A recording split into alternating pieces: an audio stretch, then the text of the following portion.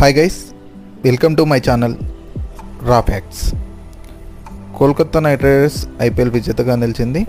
అందులో చూసుకుంటే మనం ఈరోజు వీడియోలో ఫ్లాప్ ప్లేయింగ్ 11 ఐపీఎల్లో 2024 ఎవరెవరు ఉన్నారు ఏంటి అనేది మనం ఒకసారి చూసుకుందాం. ముందుగా చూసుకుంటే ఓపెనర్గా క్వింటన్ డికాక్ ఫ్లాప్ షో అనేది చూసేవారు. అదేవిధంగా అజింక్య రహానేని చాలా ఛాన్సెస్ అనేవి ఇచ్చారు. మరియు వన్ డౌన్లో దేవదత్ పాడికల్కి ఛాన్సెస్ అనేవి ఇచ్చాడు. మరియు దీపక్ హుడాకి కూడా చాలా ఛాన్సెస్ ఇచ్చారు. ఎల్ఎస్జీలో గ్లెన్ మ్యాక్స్వెల్ ఆశించినంత పర్ఫార్మెన్స్ అనేది చూపించలేదు. అదేవిధంగా కెప్టెన్గా హార్దిక్ పాండ్యా అంత తన మార్క్ అనేది చూపించలేకపోయాడు. మరియు వికెట్ కీపర్గా జితేష్ శర్మ చాలా ఛాన్సెస్ని యూజ్ చేసుకోలేకపోయాడు. అదేవిధంగా స్పిన్నర్గా రవిచంద్రన్ అశ్విన్ కూడా చాలా మార్క్ అనేది చూపించలేదు.